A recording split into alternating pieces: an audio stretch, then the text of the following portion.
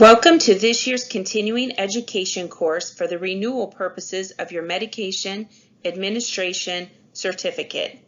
This year we are going to discuss the topic of constipation, the causes, the treatment, and how good nutrition, hydration, and exercise can make the difference. To hear each slide, simply press the space bar or the arrow key, then move to the next slide by again hitting the space bar or the arrow key. There is a short quiz at the end, so be sure to look and listen to each slide. Let's start by watching this short YouTube video to show us how the GI system works from top to bottom. Simply click on the link to watch the video, then X out to come back to the PowerPoint. Kids Health presents How the Body Works with Chloe and the Nerve.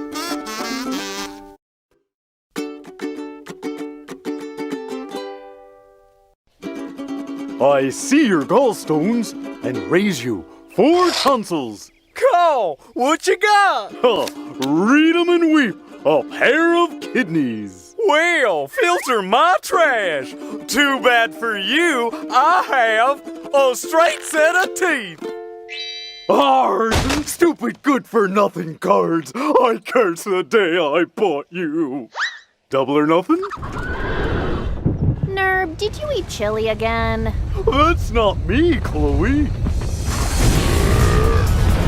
Help somehow! Nerb, let's get out of here! I can't.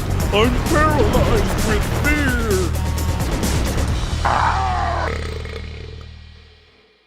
Chloe, wake up. What?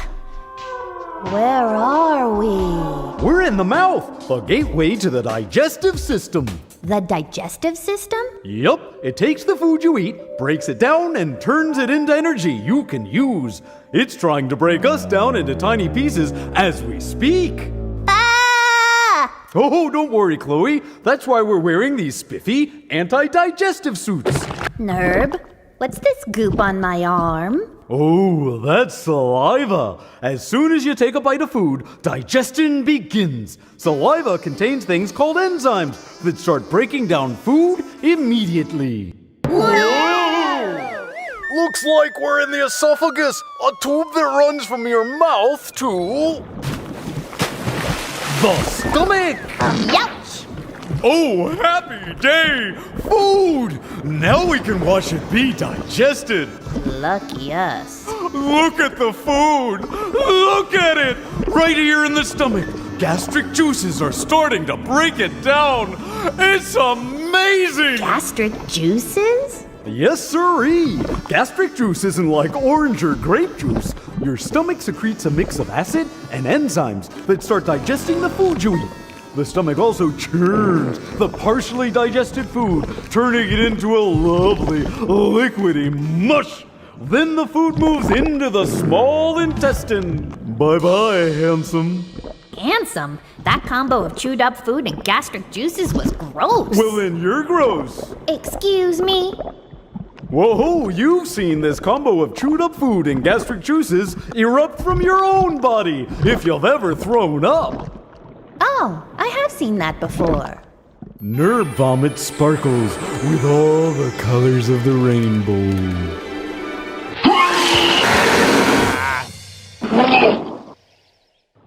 I think it's time to move on to the small intestine.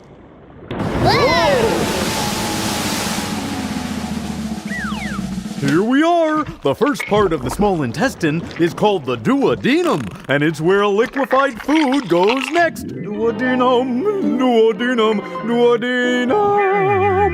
There are more digestive juices found here, like bile. Bile is made in the liver and stored in the gallbladder until your body needs it. Bile and enzymes from the pancreas break down the proteins, fats, and carbohydrates. It's here that the body absorbs the vitamins and minerals from the food. Whoa!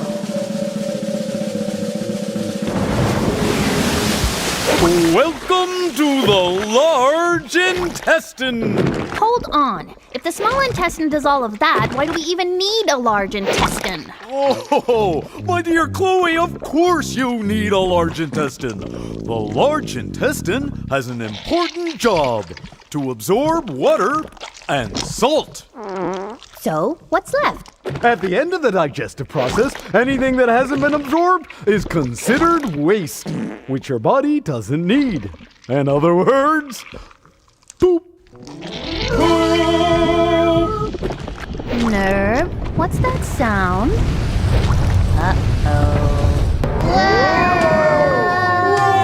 Whoa! Whoa! Oh! How am I going to tell my diary about this?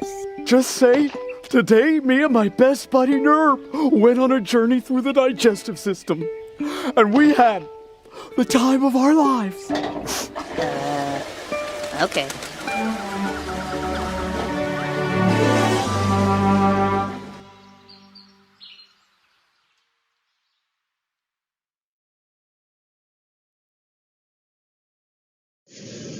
Taking a closer look at each of the systems would include the mouth and saliva and teeth, as they break down what you are eating and turn it into chemicals called enzymes.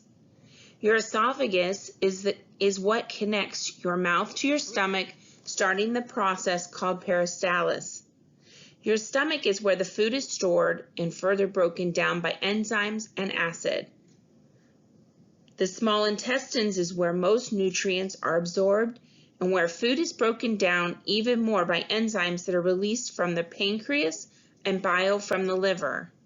Your large intestines, colon, rectum, and the anus would be the area that is between 5 and 7 foot long of muscular tube that connects the small intestines to the rectum. Its primary role is to process your waste.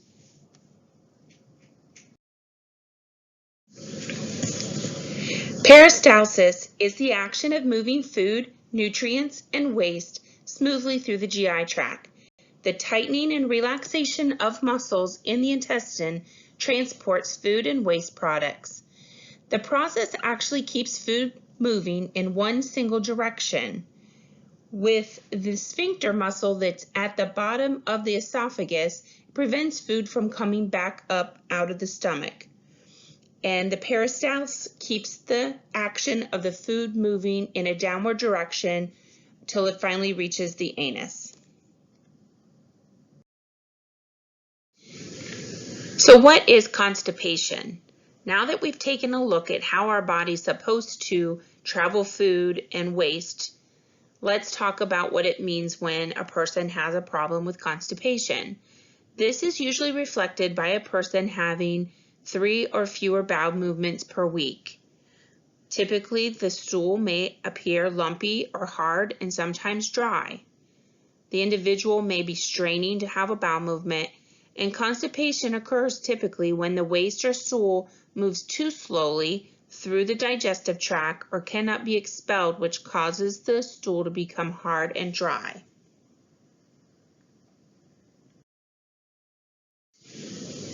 On this slide, we are just going to look at the general factors that can cause constipation for a healthy person or an unhealthy person. The first one there is poor diet with low fiber.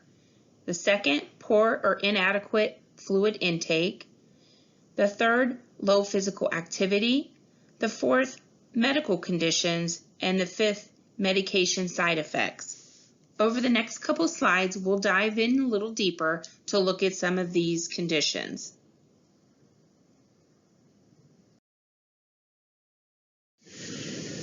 Constipation can be caused by different things. One of the things that we learn about with constipation is that blockages in the colon, such as an anal fissure, colon or rectal cancer, bowel stricture, or bowel obstruction, these things can make it difficult for a person to have a bowel movement, which builds up the stool into the colon. Another cause can be nerve problems around the colon or rectum, such as multiple sclerosis, Parkinson's disease, spinal cord injury, or stroke. Sometimes these things cause the body to not receive the signal that the colon area is getting full and that it should be emptied. The third reason for constipation can be weakened pelvic muscles. Sometimes as we get older, our muscles are becoming weaker and we do not have the strength always to allow for that peristalsis action to occur properly. The last condition that can cause constipation that is on this slide is hormone conditions. These can be from diseases such as diabetes, hyperparathyroidism, pregnancy, and hypothyroidism. Different hormone conditions can change the process that our peristalsis would take in our body, which could cause us to have constipation.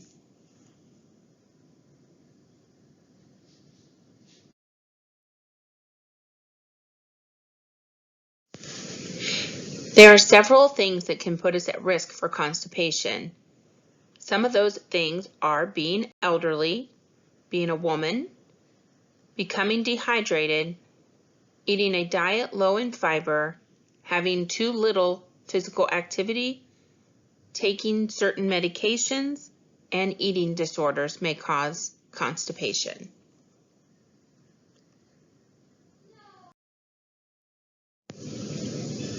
As med passers, you are responsible for knowing, or at least knowing where to find, side effects of medications.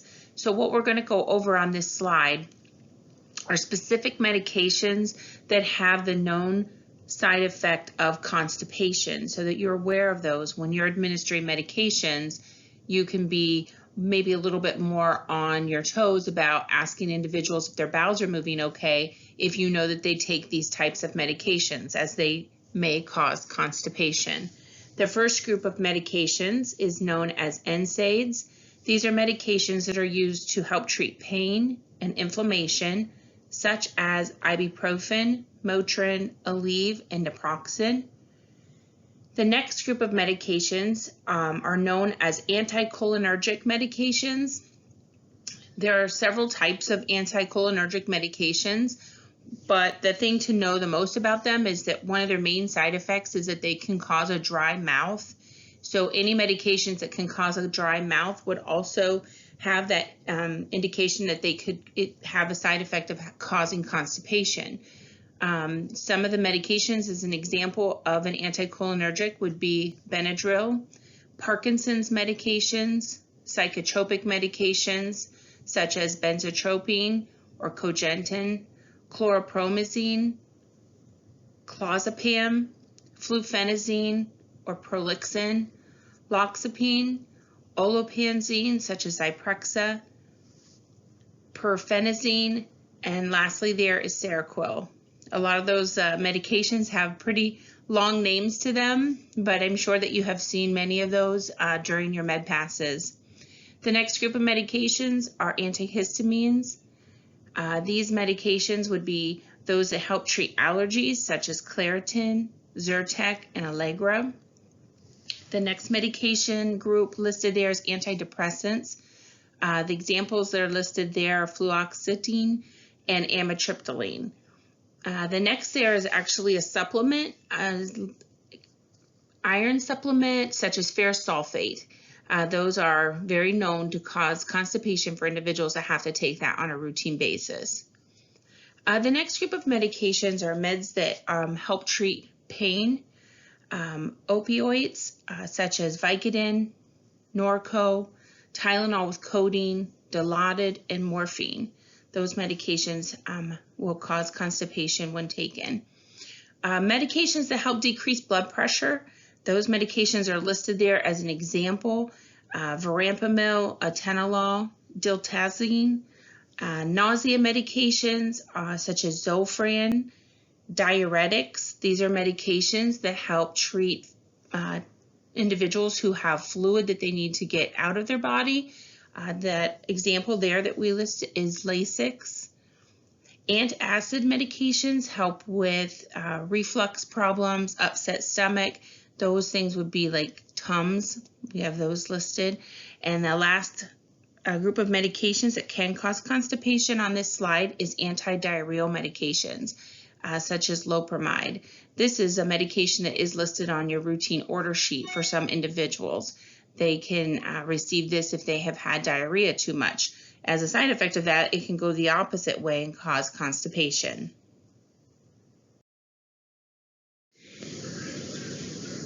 Now you're going to watch a video put on by the Mayo Clinic regarding constipation and the colon.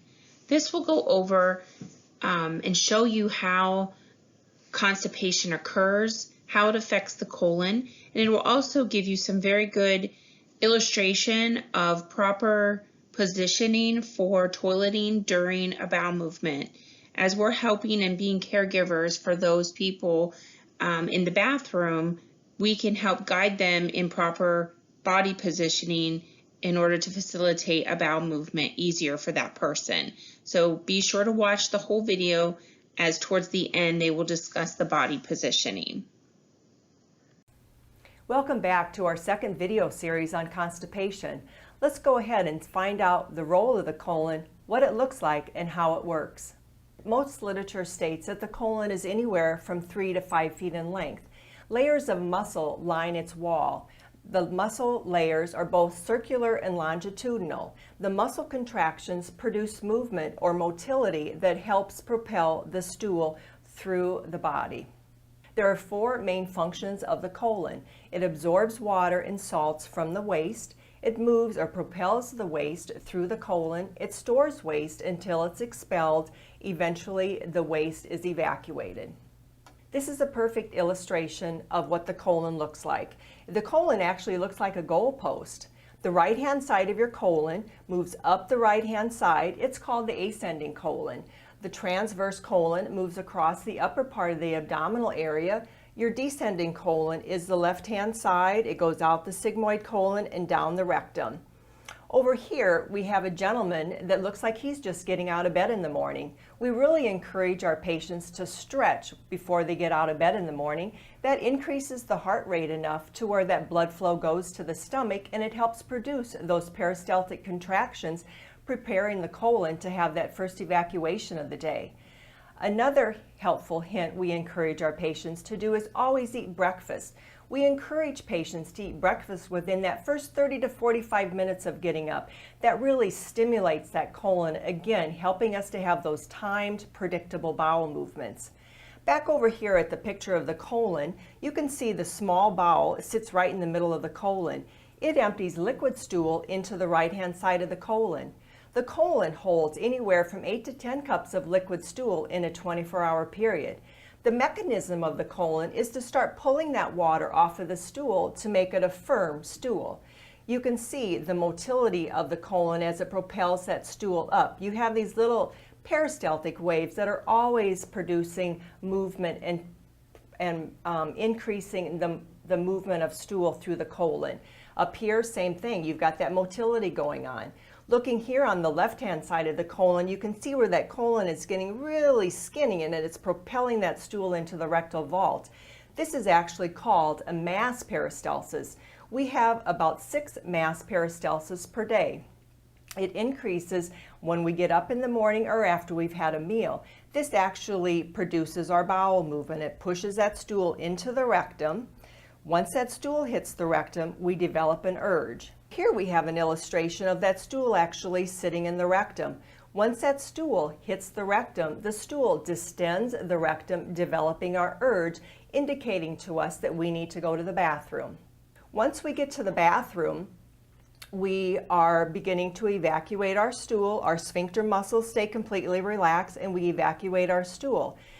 Looking at this gentleman here, it looks like he is in the wrong seated position when having a bowel movement. We really encourage our patients to sit more upright when they have their bowel movement. We also encourage our patients to use a footstool so that they can get their feet up a little bit higher so their knees are higher than their hips.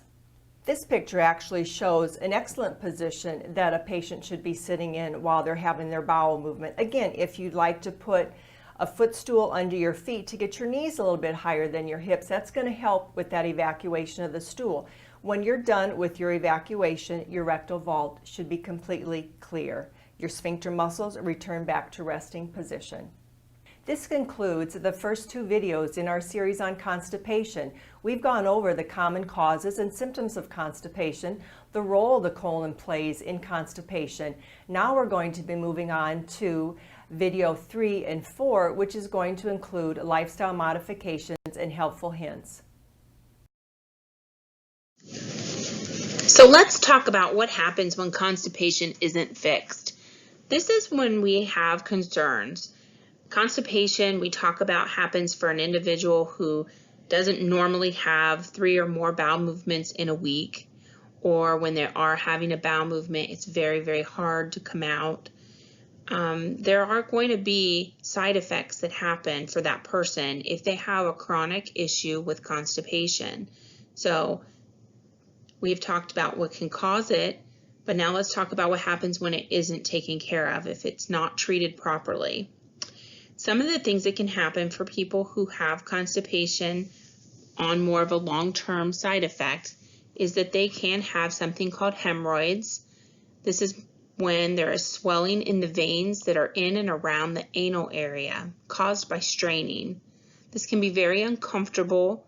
Sometimes it can feel very itchy or burning for the individual and can just be very uncomfortable for them. The next thing that can happen when somebody has constipation on a longer term basis is sometimes there can be anus tears. Usually these are small tears that are caused by the hard or large stool. The next thing, probably for our sake, is one of the most concerning things that can happen is called a fecal impaction or a bowel obstruction. This is when hardened stool gets backed up and it's stuck in the intestines. This can be very life-threatening, as sometimes bowel movements can be in there and they don't want to come down. They can be backed up kind of far, and bowel movement can go around that obstruction, not ever relieving the actual obstruction. And again, this can be life-threatening, and it's something that we have to pay very close attention to so that the individuals can get seen by their doctor right away if they're having constipation issues. Another medical concern that can happen from chronic constipation is rectal prolapse. This is when a small amount of the rectum protrudes from the anus after straining to have a bowel movement. Typically, if the rectal prolapse is bad enough, there would have to be a surgical repair to prevent that from happening. And the last thing that we list here is for constipation, a long-term side effect could be incontinence of bowel. Sometimes a person loses that sensation and doesn't understand the brain isn't receiving the signal that they have to go to the bathroom because they have been constipated for so long term that signal just kind of gets worn out and it doesn't work for them. So what happens then is they become incontinent, and bowel may just come out every little bit. It may be sometimes described as smearing, and that's where they just have very small amounts of bowel movement at a time as a result of continuous BM that's kind of blocking and getting into the rectal area, and it pushes out some. So you would have like a smearing, or sometimes you can have a full incontinence where they have no sensation of being able to feel that they have to go to the bathroom. This is a closer look at hemorrhoids. The picture on this slide shows you an internal hemorrhoid and an external hemorrhoid. Basically, the symptoms can look like itching, burning of the anal region, painless bleeding during a BM, swelling or lump around the anus. Typically, once a person has been diagnosed with hemorrhoids, there are over-the-counter treatments that can be used, such as Preparation H, that helps with the symptoms of hemorrhoids. But until a diagnosis has been reached, it is important for you to assist the individual to visit with his or her doctor to discuss what is going on and also to determine what is the best course of treatment. But in most cases, hemorrhoids are not life-threatening, but a doctor's visit would be required.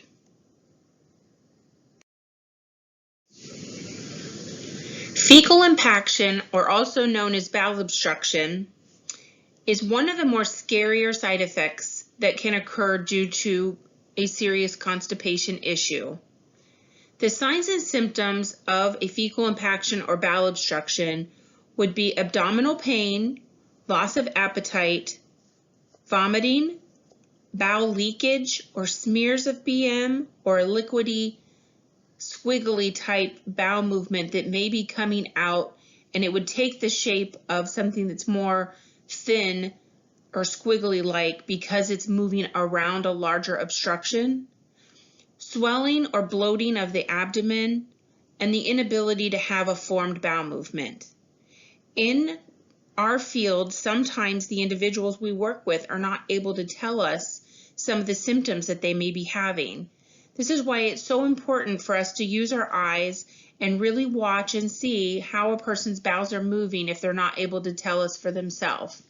We need to be able to use the Bristol stool chart to describe what the bowel movement looks like and how much bowels are moving so that we can try to help prevent such impaction or bowel obstruction. In response to the symptoms for a bowel obstruction, as a staff person, you would be instructed to have this individual seen by a medical provider immediately. Depending on the situation, it could be a 911 call, or it could be a trip to the doctor's office or hospital or urgent care to be assessed to see what is going on. But in most situations, if a bowel obstruction has been determined by an X-ray or a CAT scan or an ultrasound, hospitalization is usually required. During the hospitalization, IV fluids are typically given. An NG, which is a nasogastric tube, is placed through the nose and into the stomach to suck out the extra fluids. This will then help rest the stomach and the bowels, and it will also decrease pressure in the abdomen area, hopefully reducing the size of the abdomen. An enema is a rectal medication that is given typically to help relieve partial obstructions. And lastly, if there's a complete obstruction, when the enemas are not able to be effective, surgery may be the last option that they have to help relieve a bowel obstruction.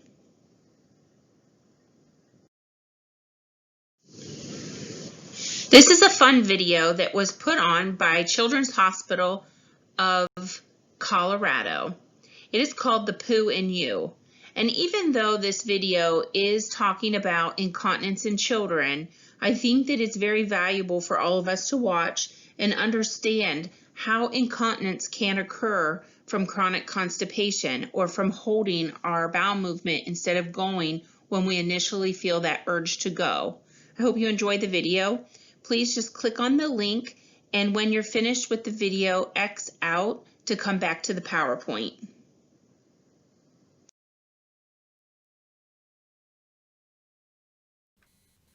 The purpose of this video is to explain why soiling accidents occur and to help you understand what you can do to stop them from happening. Poo accidents can be embarrassing.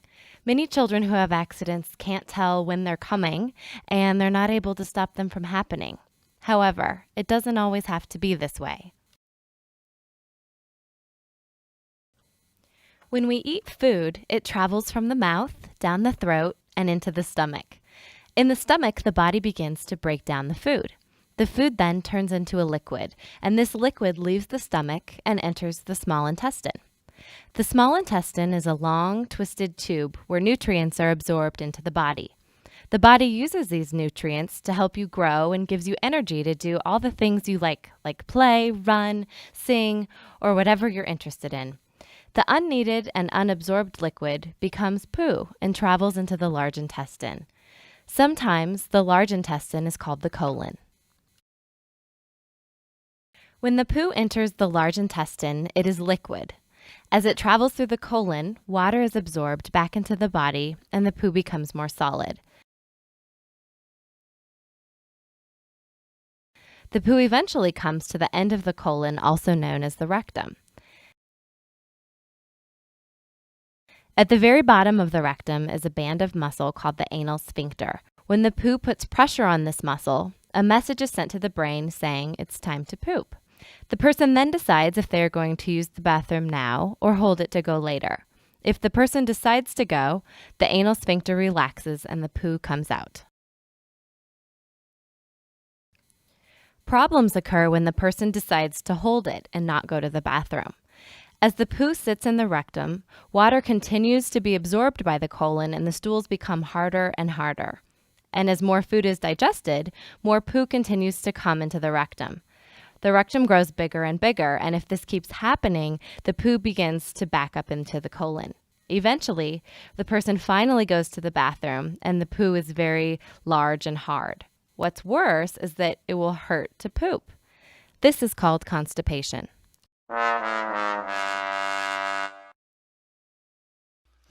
The rectum is like a balloon. The first time it's blown up, it returns back to its original shape and size. However, if it's repeatedly blown up, it eventually becomes big, flabby, and weak. This stretched out rectum becomes a large holding area for poo, setting up the process to repeat itself. And with an overstretched rectum, some children lose the urge to poop.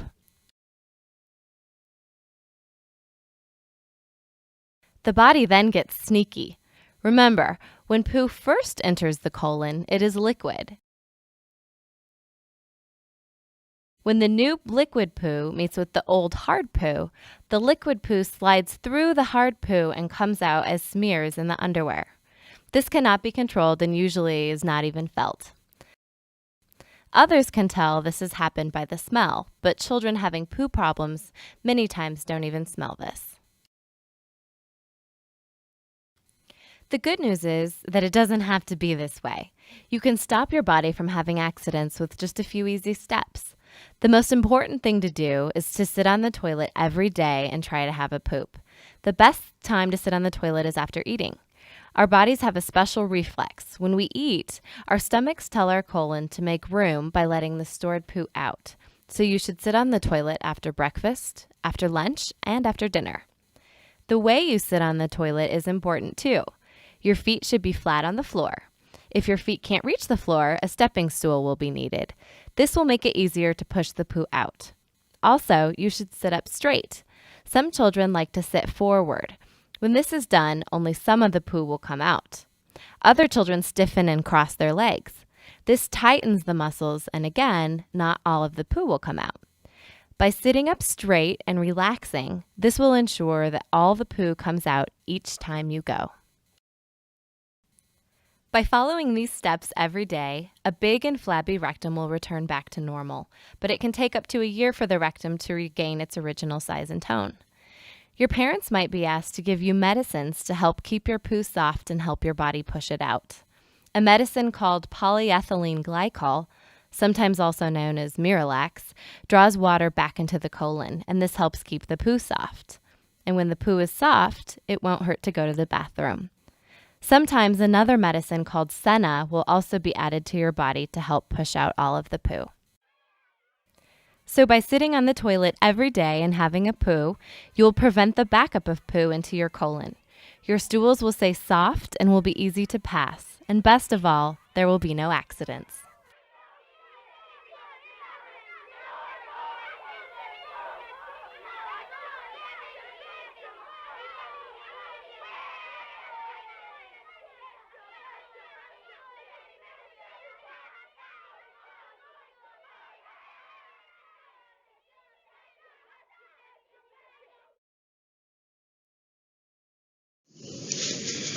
Now let's talk about how we can treat constipation without medications.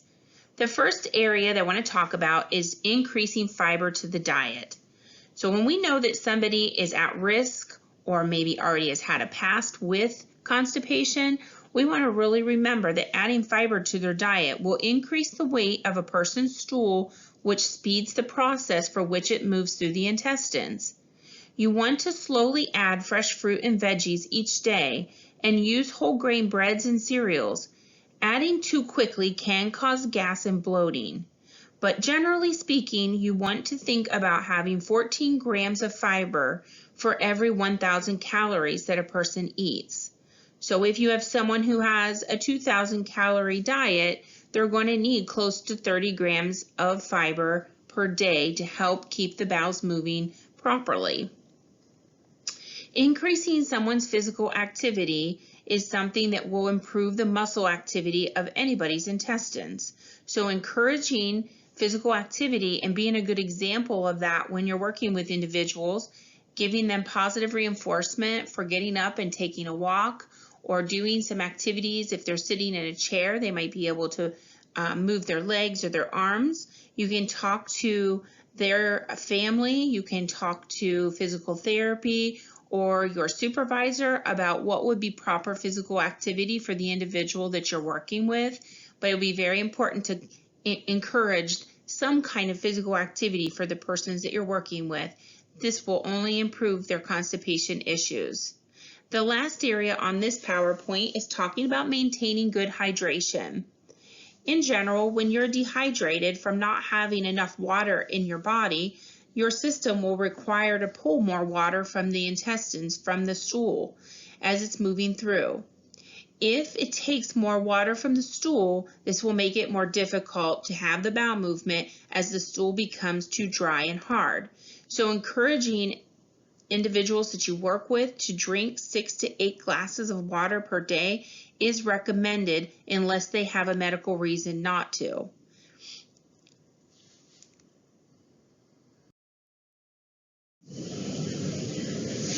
Medications to treat constipation, also known as laxatives.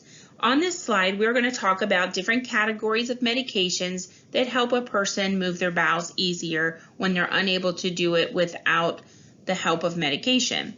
The first group is called fiber supplements. Fiber supplements are used to add bulk to the stool when a person is unable to have enough fiber in their diet. They may need this.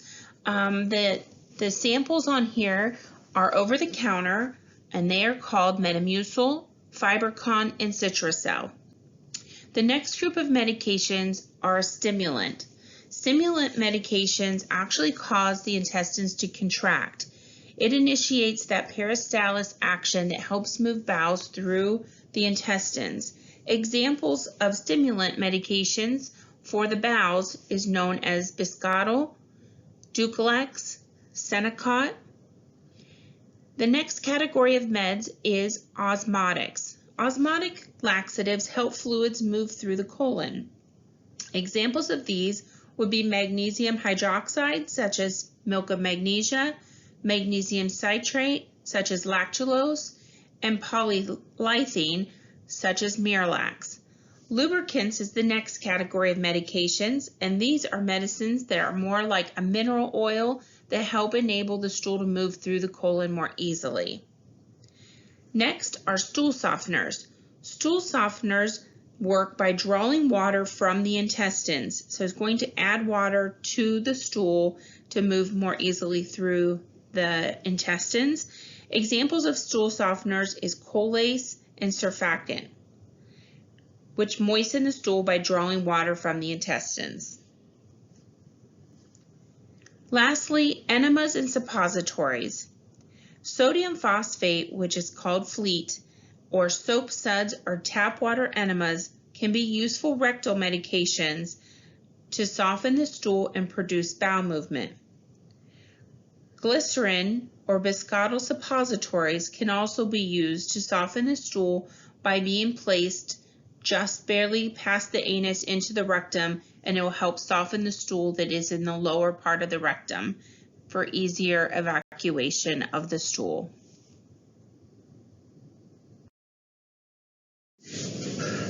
For individuals who are served by Midwest Health Services, we have a form in place called routine orders.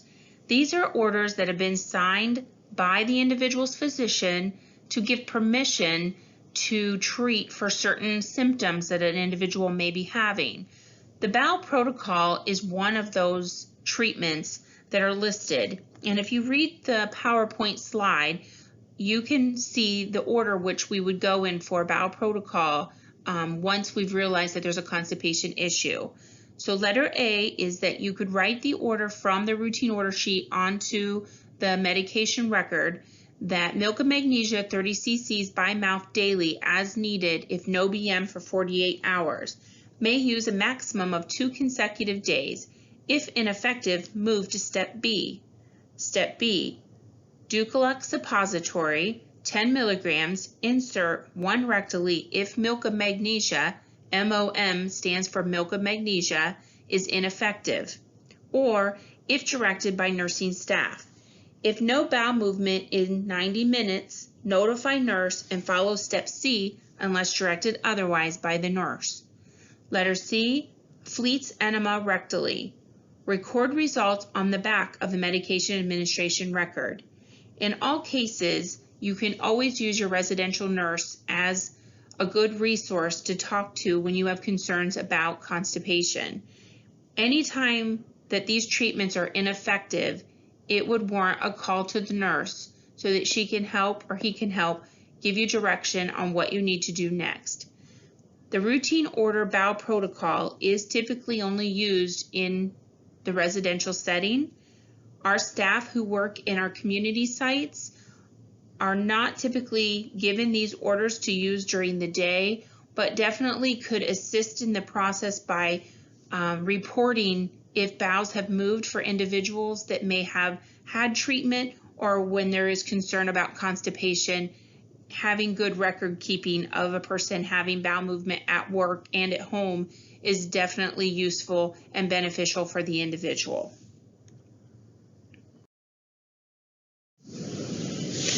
Prevention is the key to many health issues, and constipation is no different.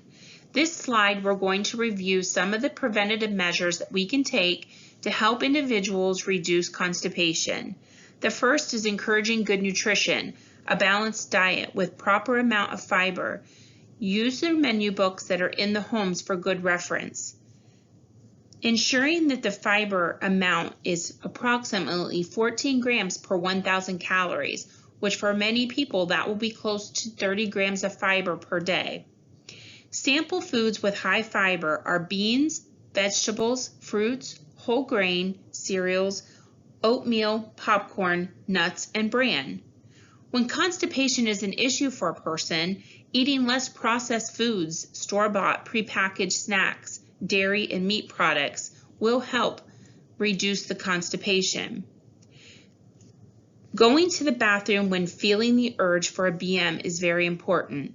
When we're assisting individuals and they state they need to use the bathroom, it's very, very important that we find a bathroom as quickly as we can for the individual, as holding it back will cause the stool to become dry and hard, and it will lead to the rectum becoming too large, and over time, this will reduce the signal to the brain that it's time to go to the bathroom. Also, encouraging the use of good body positioning when sitting on the toilet. Individuals should be sitting upright with their knees bent, and if necessary, they can put their feet up on a stool to bring up the knees a little bit higher. Taking a walk, be an example of making exercise fun. Use encouraging words to help folks want to move. Replacing those sodas for good water sources. And again, as we are assisting and working with individuals, we need to try to be a good example.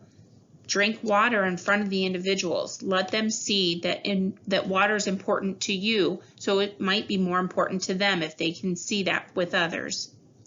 Tracking bowel movements. Each of the homes keep track of bowel movements for the individuals that we take care of. Ensuring that a person has had adequate BMs and that they are moderate in size to prevent the unknown backup in the colon. How many and what the size are important, especially when reporting to a nurse or a doctor. Use the Bristol chart to show and describe. The Bristol chart is coming up next. Lastly, on the prevention end is initiating proper treatment when needed. If we have seen that an individual has not had a bowel movement for 48 hours, it is important to initiate the proper treatment that is ordered for that person. Or if they have their own orders that are different than 48 hours, we need to follow those orders. So become familiar with the individual and what their physician's orders are.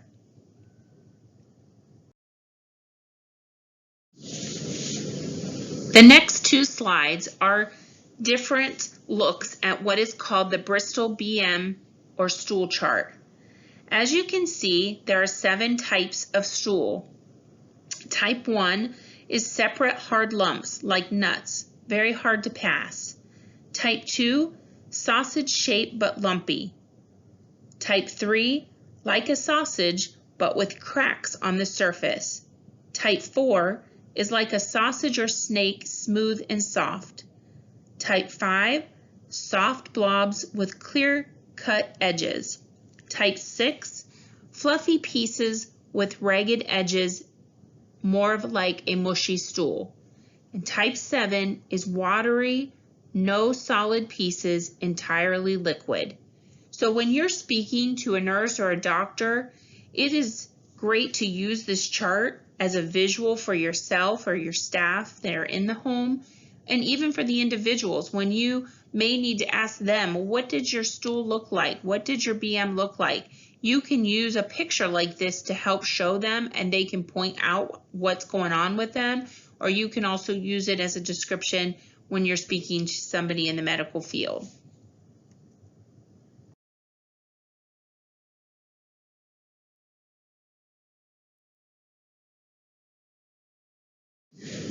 Just as a special note, along with prevention, we talk about how we can assist individuals with grocery shopping, helping them see the importance of good nutrition and balanced meals.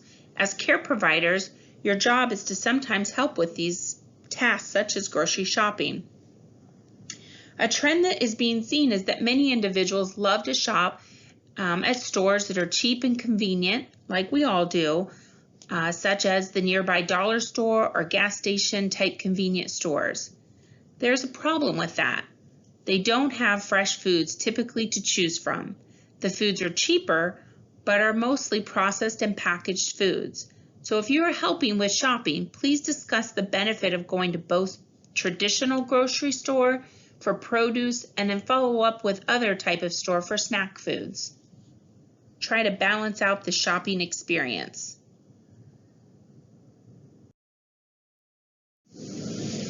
The last slide we're going to talk about before you take your quiz is what and when to report a concern. It is very important that as staff, you update residential nurse and set up doctor's appointments immediately to report any of the following: nausea and vomiting, a rigid abdomen or tight abdomen, or distended, swollen abdomen, rectal bleeding, visible hemorrhoids, any swelling or lumps of the abdomen, but please do not press on any of these lumps or bumps, blood in the stool, chronic dry hard stools, and for no bowel movement for more than 48 hours and milk of magnesia was ineffective. These are reasons to be concerned and should be informed to the care provider so that treatment can be initiated as soon as possible.